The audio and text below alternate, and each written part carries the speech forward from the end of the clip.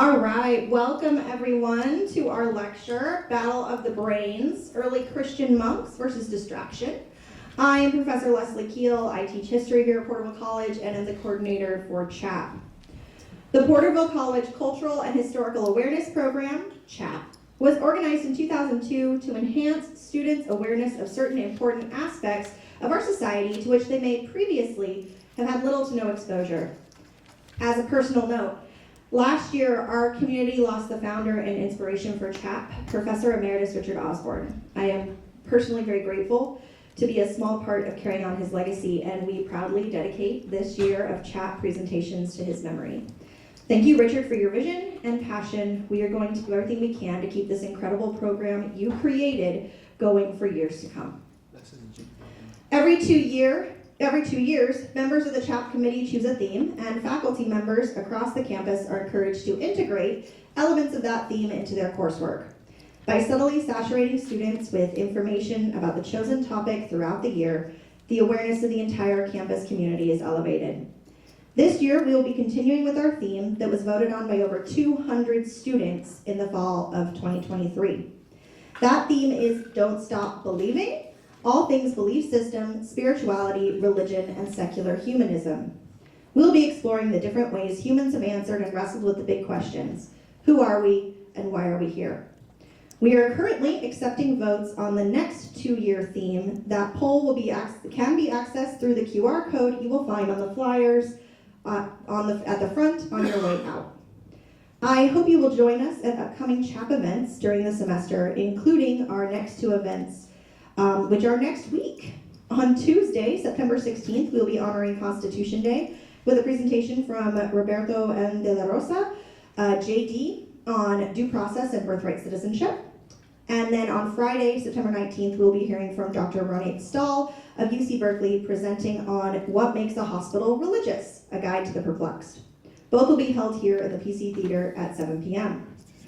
I want to quickly thank our maintenance staff, Chap Committee, Roger Perez, Daisy Rodriguez, and President Monteraz for all their work and support in making these events possible.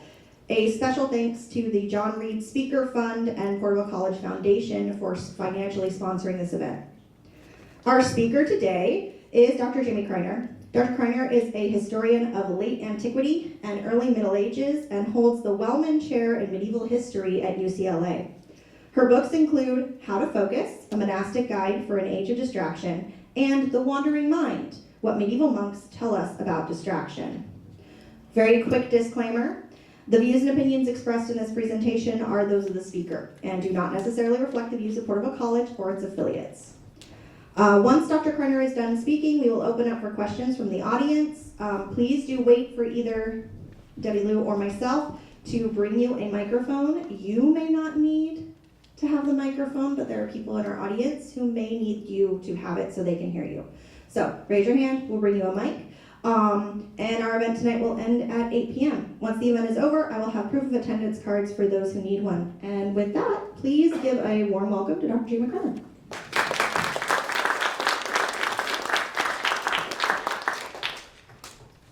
Thank you guys for coming out tonight. I know you're super busy with the term and work and everything, and it's cool to see people interested in this period of history, which I specialize in, but isn't very well known, not as famous as the Roman Empire or the Renaissance. So, yeah, thanks for being here. We've been hearing for years now that we're living in an age of distraction. Maybe you personally feel like you're more easily distracted than you used to be, or maybe you've just been hearing from a lot of essayists and journalists and scientists about us being distracted to the point of crisis now. And it's not just the cost to our productivity that we're supposed to be concerned about. We hear that researchers have found that distraction takes its toll on our driving, on our energy levels, our sleep, our relationships, our sense of fulfillment, and even our civic solidarity. And these frustrations about our collective inability to concentrate and our fears about the consequences have prompted a lot of commentators to fantasize about the past. And it's not the first time that people have evoked some lost golden age to accentuate their concerns about the present. Historians see this happen all the time. And when pundits go searching for an age free of distraction, they often alight on the monks of the Middle Ages. But modern critics aren't the first ones to hold up monks as exemplars. Actually, even medieval observers were impressed by how monks seemed to never get sidetracked.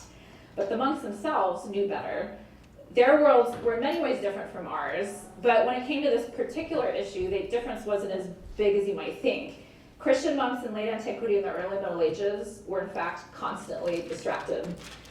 And the more interesting difference, I think, between us and these monks is that the monks thought about this problem even more than we do, actually. So although they were often distracted, just like we are, they were generally more sophisticated and inventive when it came to actually dealing with distraction, even if they never solved it to their satisfaction. And monks were concerned in these centuries about distraction because much more than their contemporaries were who weren't monks, or definitely much more than even their philosophical predecessors, they saw distraction as a matter of life and death. One of the goals that most defined their practice as monks was to connect their minds to God. And they believed that it was their primary responsibility to contemplate God and all of creation and their ethical obligations within the divine order that he structured.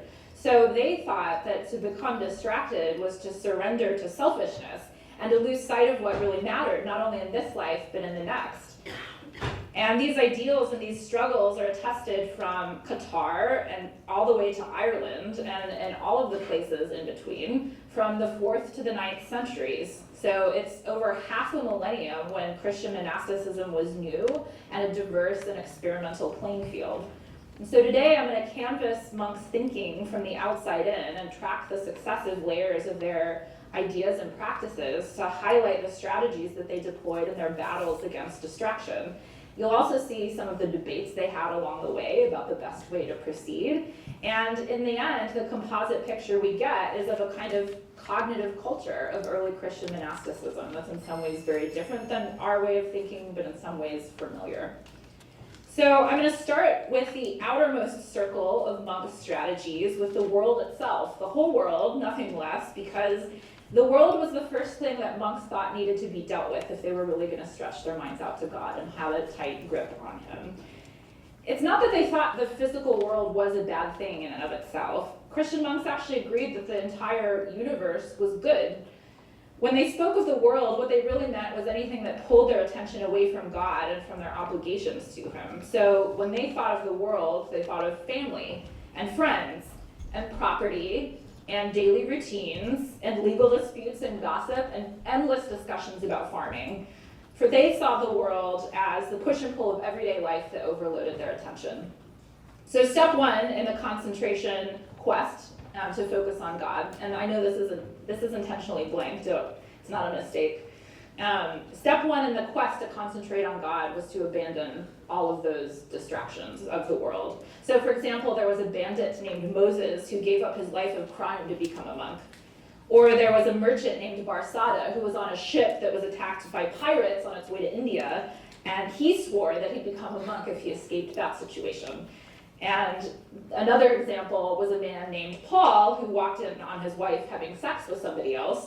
So he turned around and headed straight into the Egyptian deserts to go train with the famous monk Antony. And we know these stories because monks loved to tell them and retell them. They loved a good quitting story because most of them actually couldn't cut themselves off so cleanly from the world. They actually felt that the work of disentangling from everything was really very hard. So, for example, women who chose to live in isolation as monks were vulnerable to stalkers and sexual predators. Or people with families didn't want to just up and quit and leave their dependents in the lurch. Or people without much money found that, ironically, the costs to giving everything up was actually prohibitive for leaving their regular lives behind and moving wherever they wanted and spending all day thinking about God. It actually took some resources to do that. And even the opinions of other people could be overwhelming, and it could kind of be a drag on people's desire to quit the world's distractions. So an example that really resonates with my students is a young man from the Persian Gulf named Yaunan. He felt so much pressure from his parents to become a doctor, to get a job that paid well, that instead of telling them he wanted to become a monk, he just enrolled in med school and then waited till he was sent on a field trip for medicinal botany and just bolted and never went home. That's how he dealt with that conflict. The result of these social pressures was that many monks never actually made a dramatic departure from their families at all. Most of them kept in touch with their families, at least a little bit. Many of them continued to live in the cities where they'd grown up. Sometimes they even kept living in the homes where they'd always lived, and they just changed their behaviors rather than locations. So, in this slideshow, there's an example of monks continuing to own property, but they would still continue to spend most of their day in prayer rather than participating in politics, for example. They might continue to do farm work, but they'd be a little bit more disengaged from some of the world. Or monks might stay in their hometown but take up residence in the homes of generous patrons, kind of live off benefactors. And in the written sources that survive, choices like those are often sharply criticized by people who preferred more exotic or extreme interpretations of what it meant to give up the world. But the counter-argument was often that if you fixated on abandonment only in its financial and spatial and social forms, that was still kind of a superficial way of thinking about distraction, because relinquishing your possessions and your networks and your homeland, that wasn't supposed to be the end in and of itself. It wasn't the ultimate point. Those actions were only supposed to assist a monk in surrendering what really mattered, surrendering their secret possessions, as a popular collection of 4th century homilies put it. In other words, monks were supposed to surrender their minds and their thoughts. That was the real abandonment that was important. It was attention, not property, that was the most prized possession at stake. So monks came to different conclusions about how to think about the things of the world, how they actually affected their attention and their thoughts, and how they should manage all of it accordingly. This is one of the first debates that monks are having with each other. But ultimately, all of them agreed that the world couldn't be quit completely. You could stay wherever you were, or you could leave, but you were always going to be somewhere in the world, stuck with potential distractions of wherever you ended up. So the next step in monks' quest to concentrate was to turn to each other for a collective kind of help and resource. That brings us to community, because it was another layer in monks' strategies to combat distraction, but it also came with its own complications. When you see people arguing today about the benefits and the hazards of social media, it's a little bit an echo of monks' arguments about community, because on the one hand, the benefits, as in theory, a community of monks could help an individual monk by connecting her to other people who share the same goals and challenges. Together, this community could build new social norms and serve in the service of their shared goals. They could inspire each other and empathize with each other, teach each other by pooling their knowledge and their abilities. On the flip side, although monks could uplift each other, they could also break each other down. So communal life cut both ways. And given the risk, some monks concluded that it was best to live alone. They argued that the mind did its best work in isolation. But monks who advocated for communal monasticism countered that it was easier for isolated monks to delude themselves about how well they were doing, because there wasn't anyone around to correct them or tell them they weren't doing very well. So some monks suspected hermits, people who lived on their own, as being ostentatious rather than sincere. Like, you're just showing off how much you're cut off from the world. And even people who lived in isolation and thought it was a legit pathway still worried that the quiet of solitude could be more distracting than the chaos of living with other people. So a monk in the 8th century named Joseph Hezekiah warned that if you hadn't thoroughly trained yourself before going into isolation, your own secluded space could turn on you. And he described it as your mind launching thoughts at you with a slingshot. So it's sort of doing battle with yourself. So some monks tried to strike a balance between solitary and communal forms of monasticism. So they might cluster individual cells together in a kind of hermitage, so you're half apart and half together. Some of them switched between solitude and community throughout the year for balance. And then yet other monks decided that it was best to commit to a communal life 100%, but instead you structured in such a way that the potential distractions of other people would be mitigated or controlled. So one way to do that was to have a daily routine, because a regular schedule was a kind of practical strategy, they thought, for helping a household of monks concentrate together. So a schedule provided stability, that was part of it, but it also provided variation to keep monks from getting bored. In the state of boredom, you were highly distractible, so a schedule helped avoid that.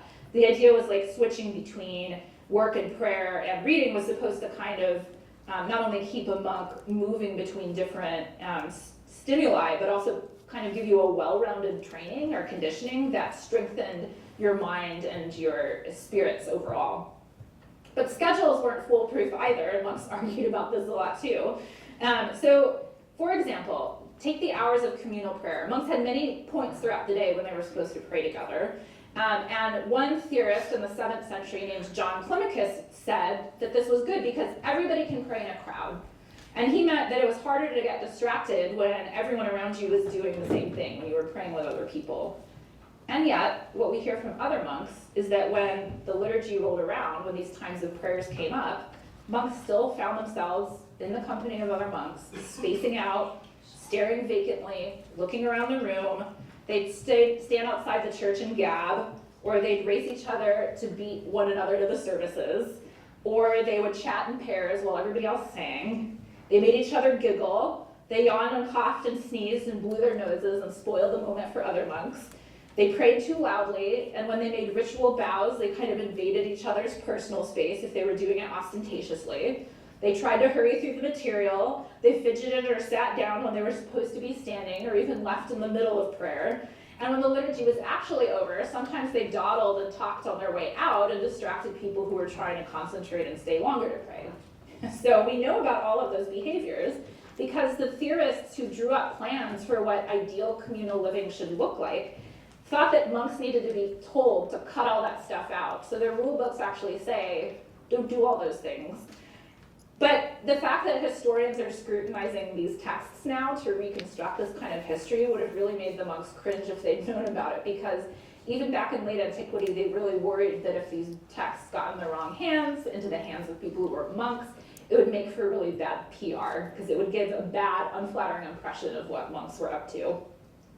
But I think what's even more striking in the evidence is not the monks' apparent flaws, but the obvious optimism they had about the power of communities to change their behaviors, and by extension, discipline their minds, if only they could find exactly the right kind of communal living system to make it all work. There were definitely disadvantages to doing things collectively, but the proponents of communal living had other techniques in their arsenal to try to balance out those risks. So it doesn't mean that the theorists who were trying to engineer these high-functioning communities agreed on what those fixes should be.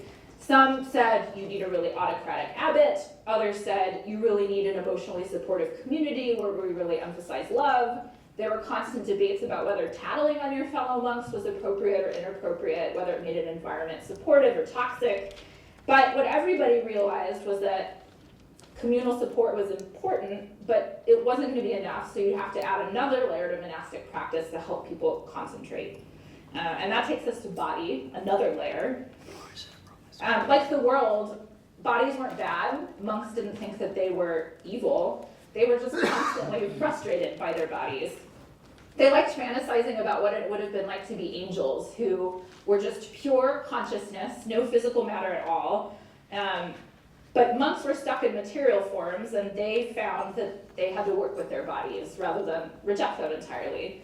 So yes, the body was very distracted. It wanted things like snacks and sex and naps. But they also recognized that bodies could be conditioned to strengthen the minds that they contained with them. So a body could be a partner in crime, but it also could be a partner in progress. And I'll start with baths as an example, which might not be obvious as a strategy, but bathing in late antiquity was considered an elite pastime. And so the countercultural stance that monks took in early Christianity was that spa days were something to jettison, to repudiate, to get rid of. So they argued that bathing was a short-term pleasure that was counterproductive to long-term salvation, because when you obsessed about appearances, it distracted you from thinking about God. So monks cut back on baths on the logic that if you restricted the body in this way, it would have a formative positive effect on your mind. And they cut back on sleep for the same reason, which is even harder to understand now, because sleeping is one of those things you hear about being so important, kind of like how you're supposed to stand now instead of sit. Anyway, monks thought that sleeping opened themselves up to more distraction, because in sleep you could be vulnerable to demons and to dreams you couldn't control. And so they reduced their sleep schedule to carve out time in the middle of the night to pray for a section that they called vigils. They also woke up very early.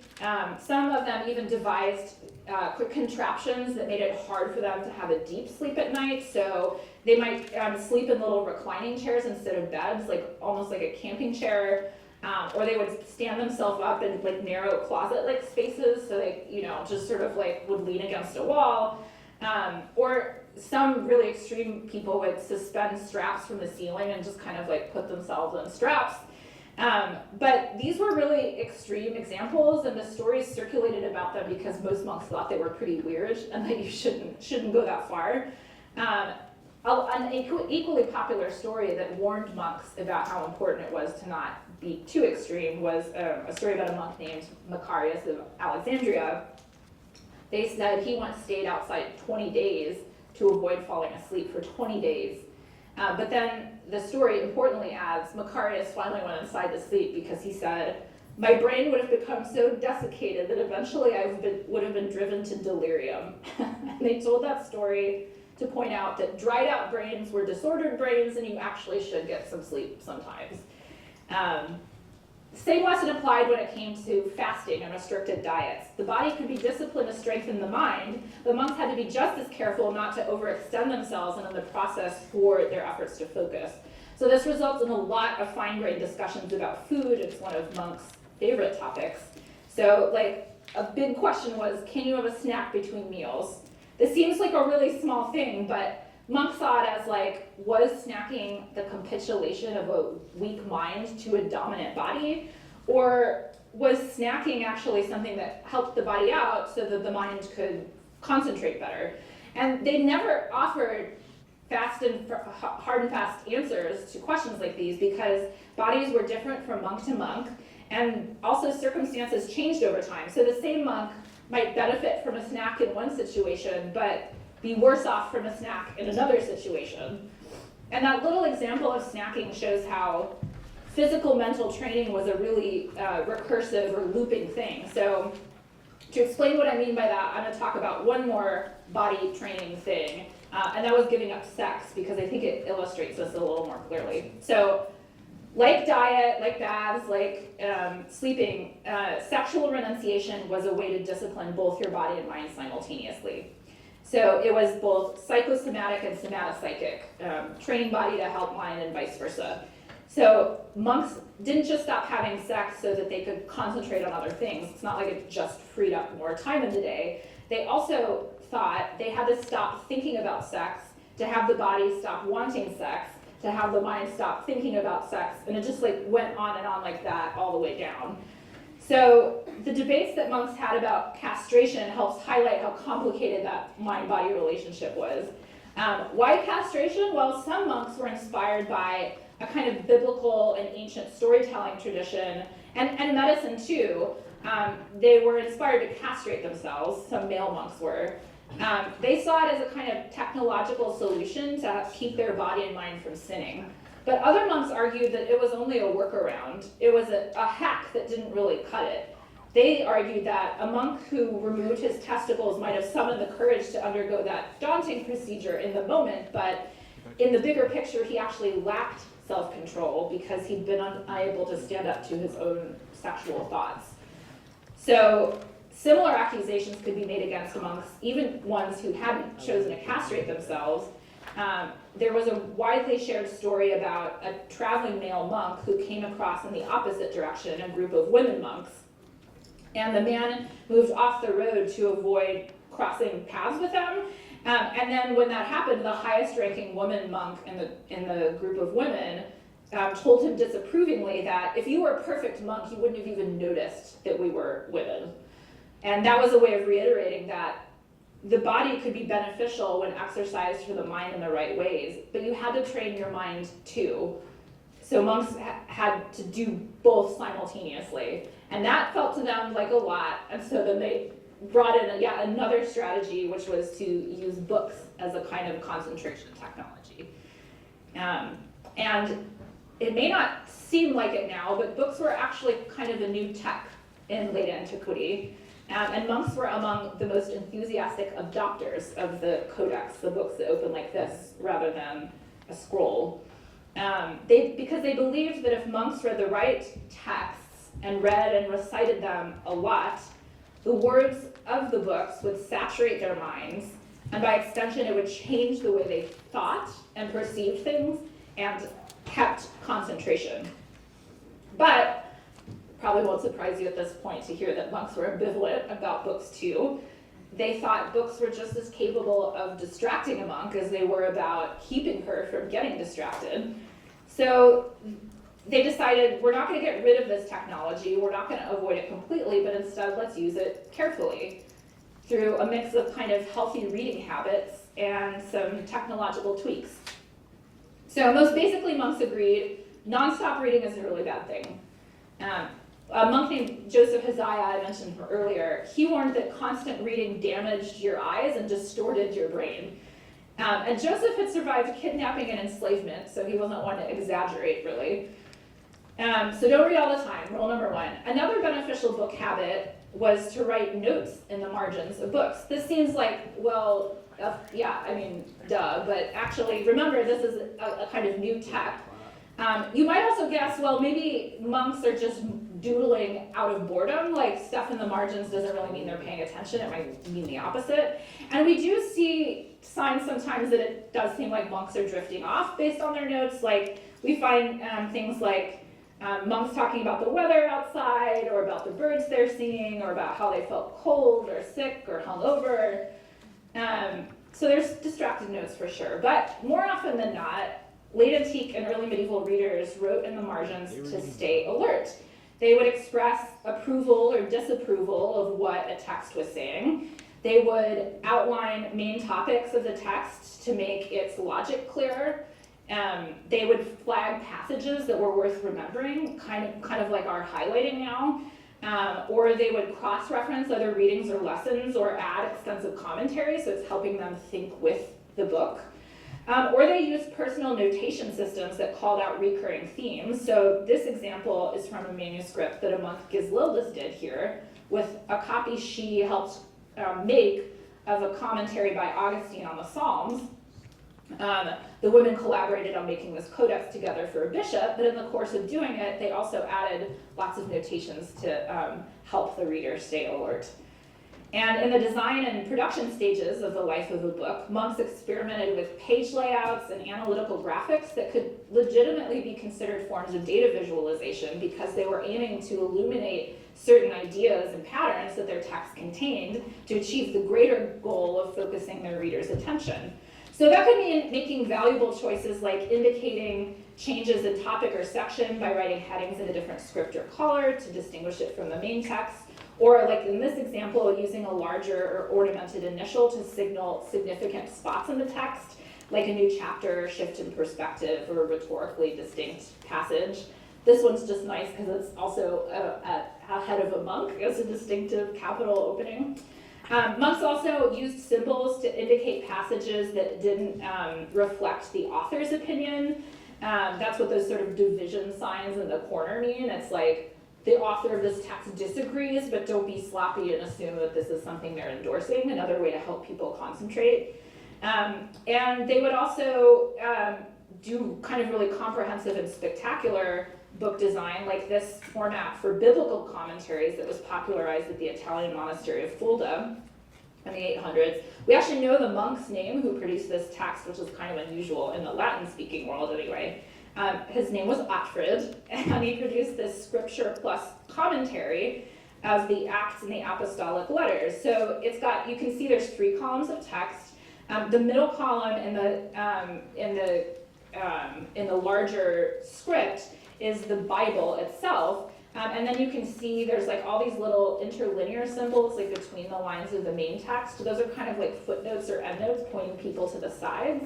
And that contains all these other commentaries that they aggregated together where they're like, here's what so-and-so says about this passage. So they're helping keep people, rather than toggling between different books, like focused on a single page. This became a really influential kind of visualization that lasted for a really long time in the Middle Ages. And in some ways we still are living with it. So these developments in book design were supposed to be more reader friendly, but they weren't supposed to simplify the concepts that were contained in the pages. Instead, they were supposed to help readers plunge into the more complicated stuff and stay there. They were supposed to guide you more deeply so you didn't feel adrift.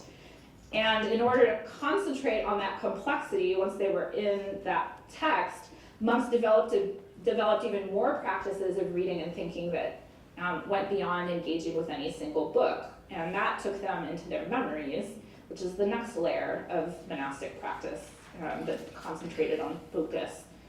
Because monks saw the memory as more than just the things you remembered. It was more than just a collection of memories. It was also the instrument they used to design and build new ideas.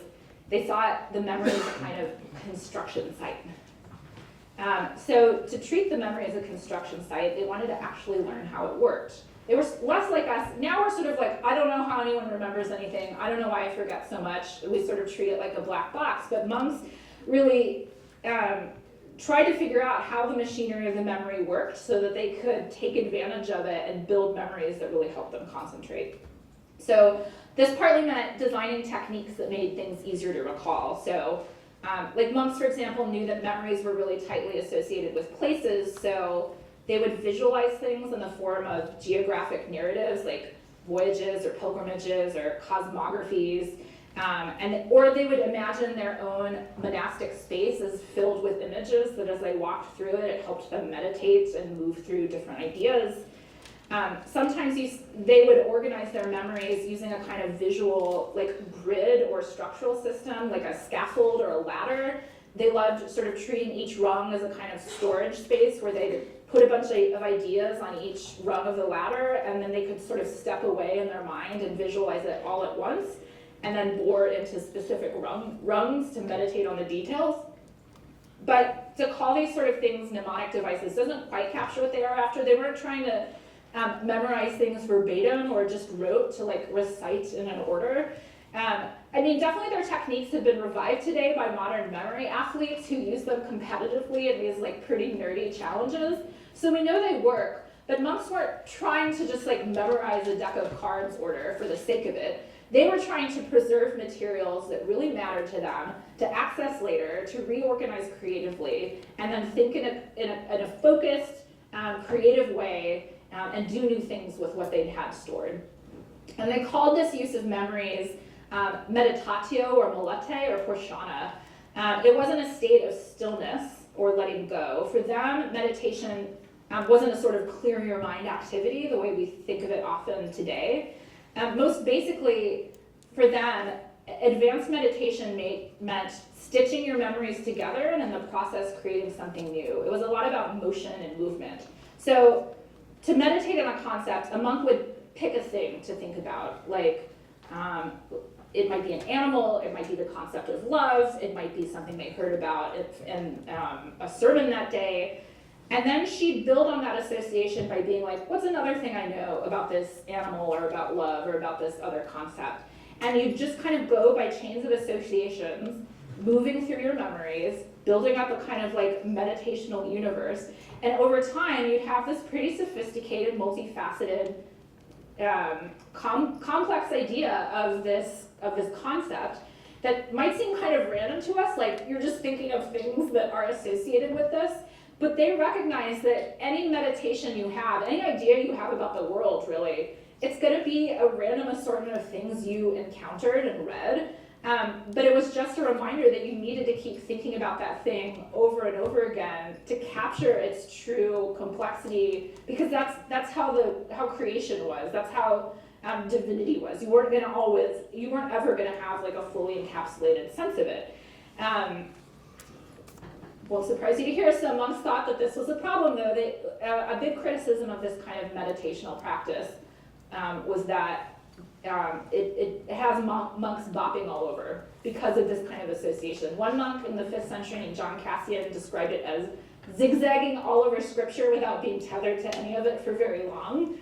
And as a substitute activity, he recommended something very different, which was to just memorize and internalize a single verse of the Psalms and say it over and over and over again, whether you were praying or going to the bathroom or eating. You just like stuck to this one verse all the time. It was kind of like the counter meditation mantra. But Most monks adopted the meditational system I described to you, that associative chain building that drew on all of the texts that you'd read and things that you'd heard about, because they really liked how it kept your mind in motion. It gave it a taste of what it really liked to do, which was to move around, while also keeping it controlled in a way that they thought was really productive and illuminating. And that brings us to the last strategy I'm going to talk about today, the deepest zone of monk strategies for focusing, which were metacognitive maneuvers that involved the mind monitoring itself. So monks would learn from when they were kids on, through progressively harder exercises, to observe their thoughts, to evaluate their thoughts, to kind of blow them up into a cosmic scale, and then ultimately, if only very briefly, to make their thoughts stop entirely. So I'm going to talk about those things briefly. So even when monks were really young, and some monks were given as gifts to monasteries by their parents as the kind of like ultimate spiritual donation, even as kids, monks were trained to observe their thoughts. This was like a kind of key basic part of their education. Their guardians would just ask them throughout the day, "What are you thinking about?" And the little monk would answer them. And they would do this over and over so that kids would learn to keep watch over their thoughts automatically. And as adults, some monks took this cognitive habit very seriously. So there was a popular story around the Red Sea about a monk who used 2 baskets to keep track of his thoughts every day. So whenever he had a good thought, he'd put a stone in the basket to his right, and whenever he had a bad thought, he'd put a stone in the basket to his left. And if his bad thought rock collection outnumbered his good thought rock collection by the end of the day, he wouldn't let himself eat dinner. And that story was really popular because most monks were actually not that diligent about monitoring their thoughts, or at least not as organized. But the work got even more difficult than just basic thought monitoring. Monks also had to do the work of discerning their thoughts, which was a technical procedure that meant every time you had a given thought that felt intrusive or distracting, you had to detect where it had come from to decide if it was a good or bad thought. And that sort of thought detection was tricky because even thoughts that seemed good might actually be bad ones. So in the process of analyzing a thought, a monk had to really think deeply about its implications. So to understand that thought in relation to her strengths and interests and like the current context, like in this situation, is this impulse I'm getting a problem? And as you might guess, monks could easily like get confused and tied up about whether something was good or bad. So you were really supposed to consult a mentor regularly to get a second opinion, basically. And we might think this kind of extensive protocol of thought surveillance to be pretty paranoid, or at least really time-consuming if you're like constantly watching your thoughts and deciding if they're good or bad. But actually, monks themselves didn't worry about over-discerning things ever. They really thought that discernment couldn't be the source of the problem. It was a way to stop problems before they happened, because they believed that a bad thought, if you left it just sort of sit, could take root and then do real damage because you hadn't watched it or caught it soon enough. So even when monks were praying, they were supposed to be doing this kind of metacognitive work because they worried that prayer was actually the most vulnerable time for the mind to wander. So when they prayed, they tried to imagine themselves at a distance and watch themselves thinking their thoughts in order to reframe praying as a kind of higher stakes conversation where they were more motivated to do it intensely. So for example, they would say, I'm going to picture myself as I'm praying, speaking to God, but God is a powerful ruler or a judge, and I'm trying to argue my case, or I'm a defendant in court. In those situations, they thought you wouldn't get distracted. It was a very serious matter. So when they tried to metaphorically imagine that's how they were talking to God, they thought it helped them concentrate and helped them realize that there were serious implications if they got distracted. And if they were doing this, ideally, beyond these basic stages of watching yourself thinking, there were more advanced stages of prayer where monks would talk to God about the overarching systems that structured the universe. And they thought that if they concentrated hard enough in the process, they could actually see the universe as a whole, like take the whole cosmos in at a single glance, and maybe even see past and present and future overlaid all at once. So it was the most macro or meta view of the world possible. And so to get to that vista, they had another kind of concentration technique that they practiced, which was to start small and to consider tiny pieces of the universe bit by bit. So they didn't see it as getting lost down rabbit holes if you think about a really tiny thing. Instead, they were supposed to toggle between the small and the large until the whole system kind of came together like a lightning flash. That's how one monk described it happening. The monk who said that, his name was Bejo, and he was a monk in the East Syrian tradition, where these monks lived in Mesopotamia and further east, and they were especially captivated by the idea that if you did this back and forth between micro and macro, and these sort of cosmic leaps in space, you could get to an even more enthralling state of pure motionlessness, of pure stillness in prayer. They called it a state of undistracted prayer, or pure prayer. And in that state, all of creation became indistinguishable. The monk melded with the world, so her mind was no longer observing itself or even observing anything else. It became indistinguishable from the things that it was trying to contemplate. And at that point, a monk wasn't even actually praying anymore because verbs didn't even make any sense in this state. But it was a really fleeting state too, and monks described the experience of coming down from a high like that as being so devastating that it felt like being widowed or losing someone you loved. And they offered each other consolation and advice for how to deal with that kind of crushing experience of moving from undistracted prayer back to just being a human with thoughts all over the place. And it's really interesting because even the experts felt this way, and they actually shared these stories as a way to encourage each other to keep going, because everyone, no matter how good they were, could experience pure attention but lose it again. And they knew that even successful attempts to conquer distraction are only going to be temporary.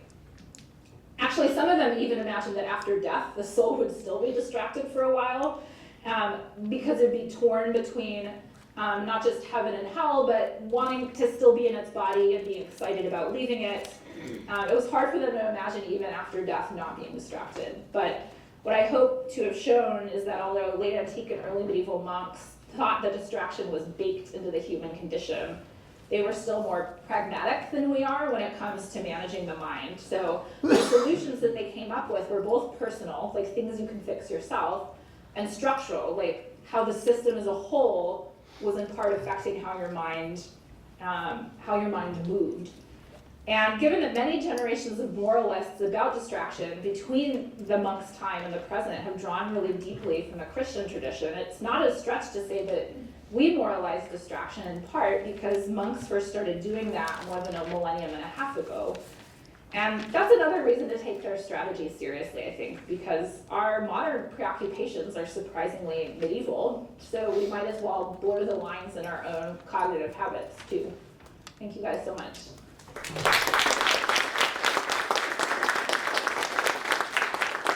Thank you so much. Okay, so if you have a question, go ahead and raise your hand, flag me or Debbie down. We will bring you the mic.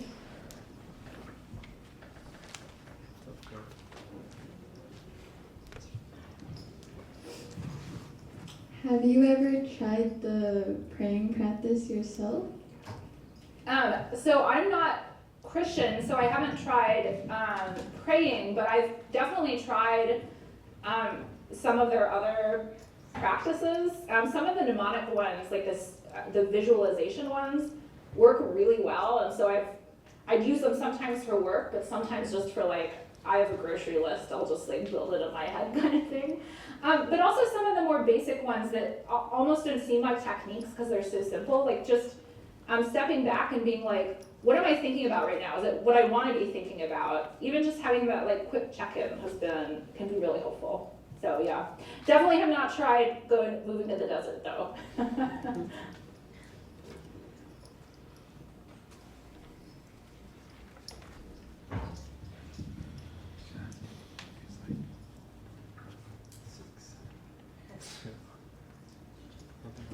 define monk, because for me it was a gendered term for male, and you obviously leaned into the female.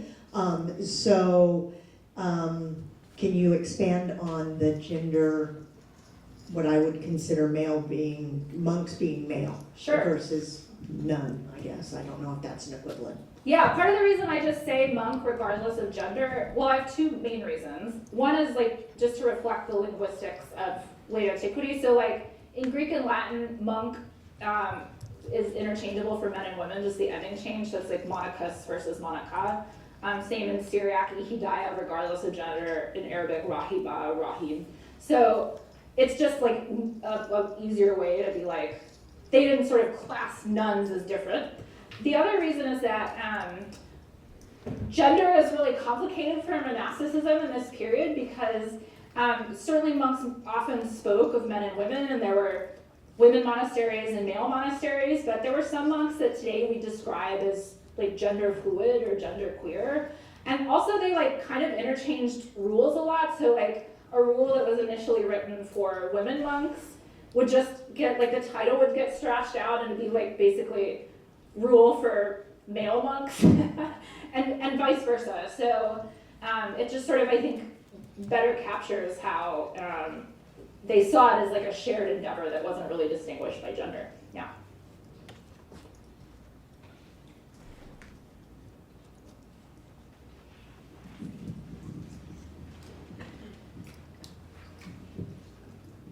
Not being a Christian yourself, what made you want to look into how the Christian monks fought distraction? So I got really interested just in this period of time because I was a music major in college, but had to take a history class.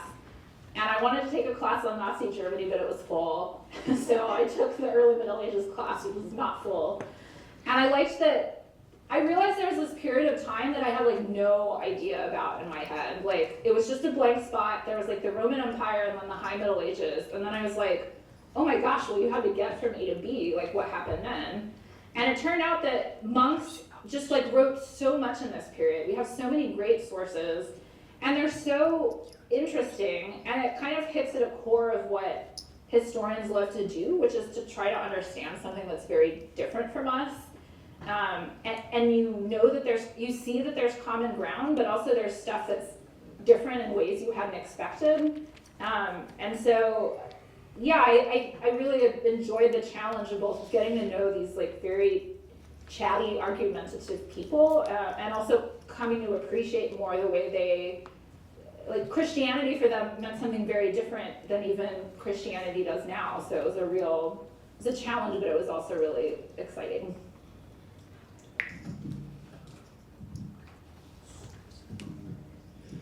Hi.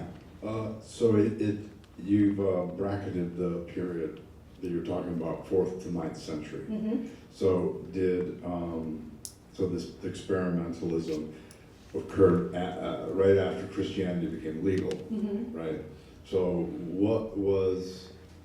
there must have been, it would have been like an underground type of monasticism before the 4th century, right? It actually seems like it got started even after the legalization or the end of persecution of Christianity. Yeah. So historians suppose that in theory it could have been earlier, but the fact that it's not documented until even afterward, it doesn't just like pop up fully fledged. It like starts small and very like diverse, and Right. and after about a century, it become like an international phenomenon that was so popular. It was like almost like a cottage tourist industry. Like rich people were like going to Egypt and they're like, I'm gonna go watch the monks, I'm gonna consult them. And monks were kind of complaining about like the neighborhood having gone downhill because like they couldn't concentrate anymore. So there were examples even in pagan philosophy of like monks living like disciplined regimens, or not monks, but like solitary philosophers leading these lives of like abstinence or vegetarianism or solitude. So there's some precedent. Okay, and then again, the bracketing of 4th to 9th century, that's just your specialty, or the purpose of the talk, or like did monasticism, as you have outlined it, did it change revolutionarily after the 9th century? Did it become more or less experimental and sort of, dogmatic, I guess? Yeah, you're absolutely right. Like starting in the 800s onward, especially in Europe, monks have what eventually get called orders. Like they have more standardized systems that are recognizable like across the continent, and more centralization and rules where the kind of like, you live at home or you live in isolation or you like still manage property but you're no longer like participating. All of those like different experiments start getting frowned on and cracked down on. So yeah. So the idea that I have for the holier than thou monk is from this later period of the orders. There were definitely monks in the early stages who just thought they were like better than everyone else, but even other monks thought that was insufferable. Like they're like hippie communes type. Yeah, it was a very countercultural thing. Yeah, totally.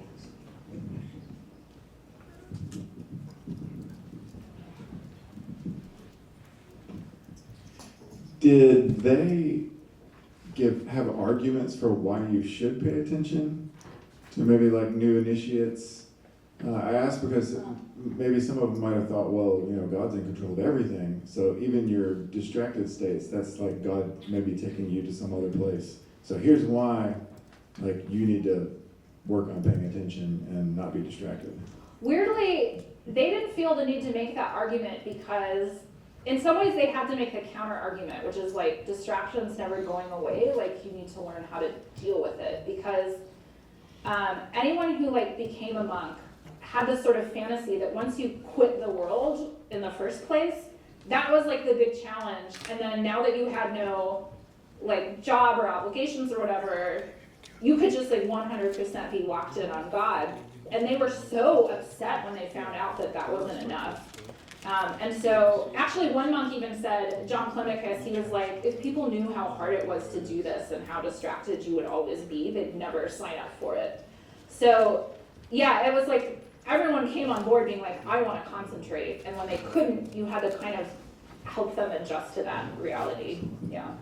And I think a lot of people got that impression because to the outside world, to lay people, to people who were supporting monasteries, they were like, oh, you guys are so good at this. Like, you're perfect master concentrators. And so it kind of gave them this false impression that, once you flip that switch, it was just like you were fully in control of your mind.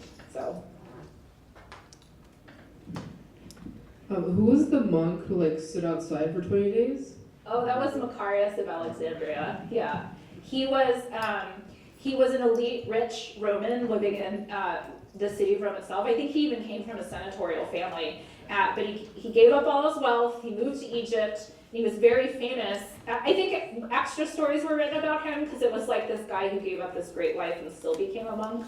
But yeah, even he was like, you gotta sleep sometimes. There's a lot, as a side angle to the like sleeping and being rich thing, a lot of monasteries found that if you were rich and went to a monastery, you needed some like extra adjusting time compared to people who had not grown up wealthy. So like rich people really wanted to bring their like fancy pillows and bedding with them. And monks, some monasteries were like, yeah, you can have that for a little bit, and others were like, oh my God, you're so pampered. So this, yeah, sleeping and wealth was like a whole side debate.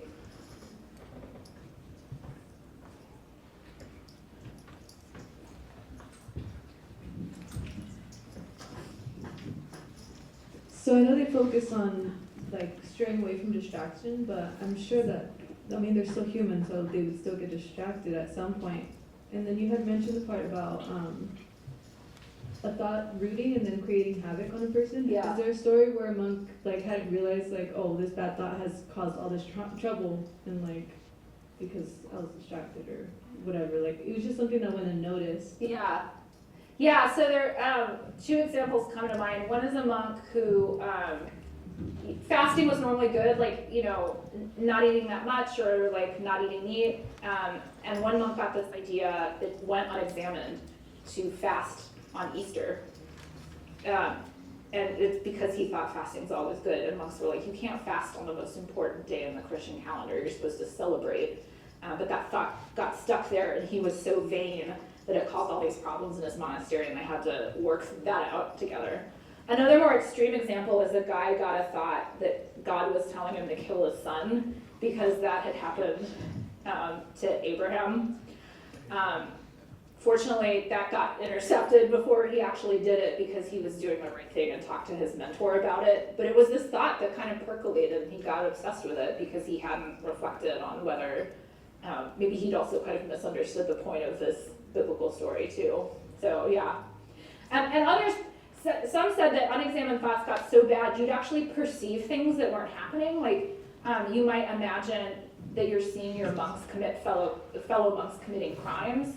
So yeah, it could like warp your whole, like your very ability to like see things properly. So they were really serious about that one. Push the button to turn it on.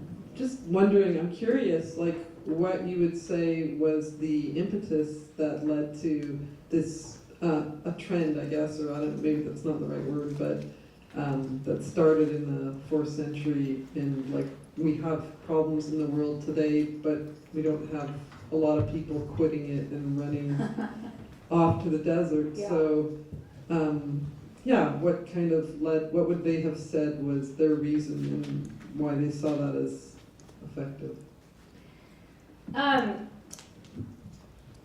So they had a lot of different reasons why individually they became monks, and that's sort of the interesting part of it is like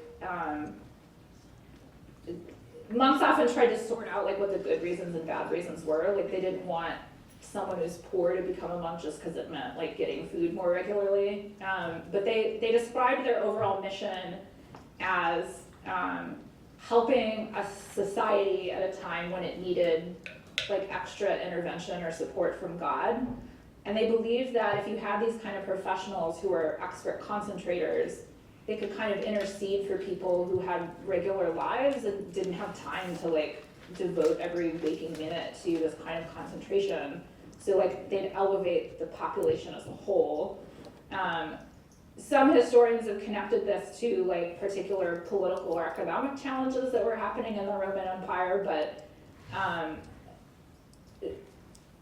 the most plausible theory is just that it kind of emerged as this spontaneous and experimental countercultural thing that different groups invested different meanings with over time, and so it got financed and supported, and then in the first 100 years it had acquired this meaning that in the beginning wasn't necessarily the original like mission statement, but it kind of evolved as people decided what mattered most about monasticism and what they wanted it to accomplish.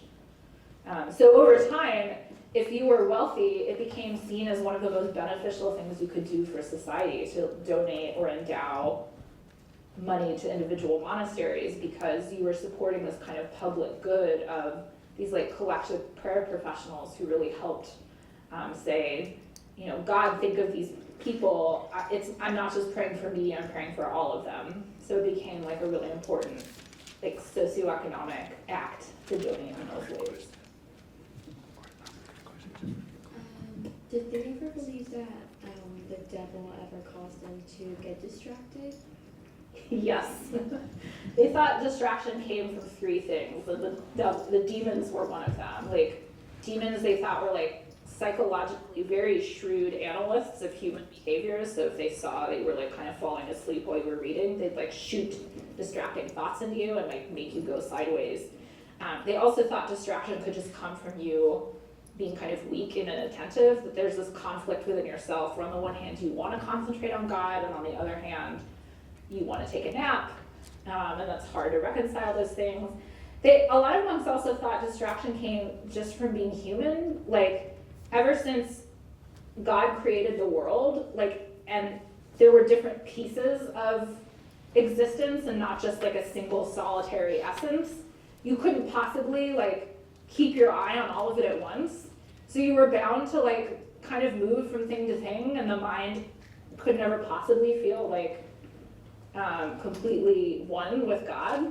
And that's part of the reason why they explained you could never stay focused all the time just by virtue of being like a created thing with trying to negotiate with all these other created things. But demons were the ones they liked to write about the most because it felt like they often they were battling with these antagonists, and they needed, it helped, I think, to kind of think about how you could combat enemies. I am going to take privilege of being the moderator and ask the final question. She will be here if you want to stay after to ask, but I want to ask, as a fellow historian, if you were to ask all of us fellow history instructors who teach the Middle Ages, if we could have one document that our undergrad students read, what would it be? Definitely, in the 5th century, a monk named John Cassian wrote this huge book that you'd only need to read a little bit of it. A little goes a long way. That's like a psychological manual to like how to concentrate better. And it's so full of fun tips. It's written as a dialogue between 2 monks, and they visit all these different mentors or elders in Egypt, and they're like, we're really bad at this, help us. They keep trying to learn and getting better and better. They get all these tips along the way, and then in the end, they're like, you know, we really think it'd be great if we just like moved back in with our parents who could like support us, and like they could do all the farm work and feed us, and then we could concentrate way more. And the elder is like, oh my God, you've learned nothing. Like, you can't just rely on other people. So it's funny and compassionate and like very attentive to human psychology. Thank you very much. All right, everybody. So, if you need an attendance ticket, come see me or Debbie. We also have the flyers to vote for our next theme. If you didn't get a pin, please take one. And have a great night. Hope to see you next week.